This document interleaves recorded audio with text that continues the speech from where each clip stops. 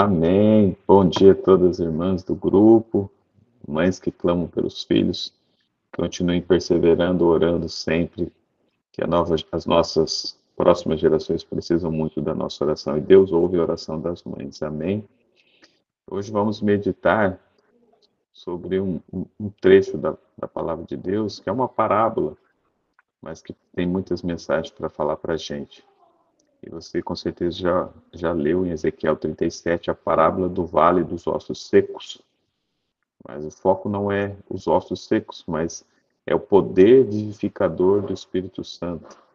E o texto de Ezequiel 37:14 diz assim: Porei em vós o meu espírito, e vivereis, e vos estabelecerei na vossa própria terra.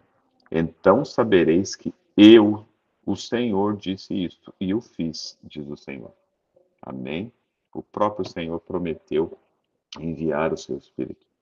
E hoje a gente vê muitos filmes mostrando zumbis, né?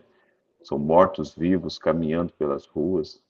E a gente tem visto até uma geração atual que parecem zumbis andando com celulares desligados, desconectados do mundo, parece que hipnotizados, parece que o espírito saiu, né? E aqui a gente vê Deus prometendo que Ele infundiria e Ele colocaria essa vida através do seu Santo Espírito. E é isso que essa geração precisa, e é isso que nós precisamos. Não é o instrumento humano que deve infundir vida, até porque o espírito, o homem não pode fazer vida. O homem tem feito tanta coisa, né? O desenvolvimento tecnológico tem avançado tanto, mas uma coisa que o ser humano não conseguiu e nunca conseguirá fazer é produzir vida. O único autor da vida é Deus. O ser humano pode fazer um lindo, lindo boneco, pode fazer uma inteligência artificial, mas tudo vai ser sem vida. O único que pode infundir vida é Deus. O Senhor Deus de Israel é que fará essa parte, avivando a natureza espiritual sem vida e pondo-a em atividade. O fôlego do Senhor dos Exércitos precisa penetrar nos corpos inanimados. No juízo, quando forem revelados todos os segredos, saber-se-á que a voz de Deus falou através do instrumento humano, despertando a consciência entorpecida, avivando as faculdades sem vida e levando pecadores ao arrependimento e contrição e ao abandono de pecados. Então se verá claramente que através do instrumento humano foi comunicada fé à alma e infundida vida espiritual procedente do céu, a quem estava morto em delitos e pecados, e ele foi avivado espiritualmente. Agora ouçam só este parágrafo. Essa analogia dos ossos secos não se aplica somente ao mundo, mas também aos que têm sido favorecidos por grande luz, pois eles também são semelhantes aos esqueletos do vale. É muito fácil, às vezes a gente lê esse texto e a gente fica imaginando isso aí para o mundo lá fora. Está cheio realmente de zumbis, pessoas sem vida, que precisam receber a vida de Deus. Mas eu não, estou na igreja. Mas olha o que ela coloca. Essa analogia também se aplica àqueles que receberam grande luz. Resumindo, também se aplica a nós, que muitas vezes somos semelhantes aos esqueletos do vale, vivendo sem vida. Olha o que a gente leu no primeiro parágrafo, que apenas Ele, o Deus, pode infundir a vida. Mas às vezes a gente quer viver a vida por nós mesmos. Não, agora já entendi, Senhor, já sei o que eu tenho que fazer, eu vou fazer do meu jeito. E a gente fica vivendo, dando murro em ponta de faca, como dizem, né?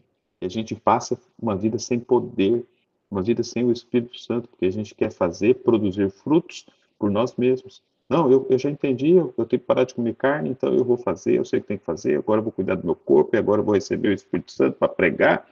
Mas o Espírito Santo, primeiro, ele tem que entrar para transformar a nossa vida. Ele tem que nos infundir de vida para que a gente possa dividir com outros. E é isso que ela está dizendo aqui. Tem a forma de homens, a estrutura do corpo, mas não tem a vida espiritual. A parábola, porém, não deixa os ossos secos meramente ligados em forma de homens, pois não basta que haja simetria de membros e feições, quer dizer, não basta parecer que são homens, né? O fôlego de vida tem de vivificar os corpos para que possam ficar em pé e se pôr em atividade. Esses ossos representam a casa de Deus, desculpa, a casa de Israel, a igreja de Deus. E a esperança da igreja é a vivificante influência do Espírito Santo. Nossa única esperança como corpo de Cristo, como a igreja de Deus, é a vivificante influência do Espírito Santo. Fazer as coisas por fazer, fazer as coisas porque elas são corretas, ou por qualquer outro motivo que não seja pelo Espírito Santo, não vai adiantar de nada. Não é por força nem por violência, mas é pelo meu Espírito. E ela conclui dizendo: o Senhor precisa soprar sobre os ossos secos para que vivam. Amém? Nós precisamos receber o sopro do Espírito Santo. O Espírito de Deus, com o seu poder vivificador, precisa estar em todo ser humano, para que todo músculo e nervo espiritual esteja em atividade. Sem o Espírito Santo, sem o fôlego de Deus, há entorpecimento da consciência e perda da vida espiritual. Muitos que se acham destituídos da vida espiritual têm os seus nomes nos registros da igreja. Irmãos, isso é terrível. Muitos, sabe, que não têm vida espiritual estão no registro da igreja, mas não estão escritos no livro da vida do Cordeiro. Qual livro você quer ter o seu nome? No livro da igreja ou no livro da vida do Cordeiro? Eles podem estar ligados à igreja, mas não estão unidos ao Senhor. Podem ser diligentes na realização de um certo conjunto de deveres e ser considerados como pessoas que vivem. Muitos, porém, se encontram entre os que têm o nome de que vivem, mas estão mortos. É forte, é triste. E aí ela fala assim, ó: deponho a minha pena. Ela largou a caneta e eleva a alma em oração. Agora ela passa a orar. Para que o Senhor sobre o seu povo, aliás, para que o Senhor sopre sobre o seu povo relapso, que são quais ossos secos, a fim de que vivam.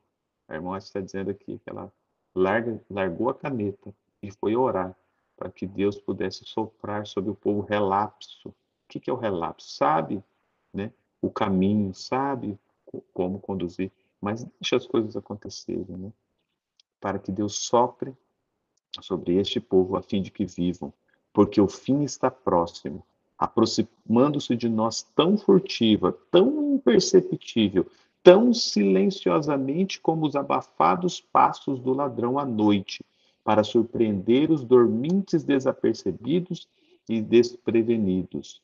Conceda ao Senhor que seu Espírito Santo sobrevenha aos corações que se encontram agora à vontade, para que não continuem dormindo como os outros, mas vigiem e sejam sóbrios. Amém? Que nós possamos entender e meditar no dia de hoje da necessidade que nós temos. Nós somos apenas pó. Nós podemos ser união de ossos, nervos e pele, mas sem o Espírito nós não somos nada. Seremos como esses ossos, seremos como zumbis mortos-vivos. Precisamos do Espírito de Deus, do que Ele sopre esse poder vivificante na nossa vida, para que possamos ser transformados à imagem e semelhança do Senhor Jesus. Que possamos vigiar sobre isso e orar diariamente pelo batismo do Espírito Santo. É o meu desejo e a minha oração. Amém?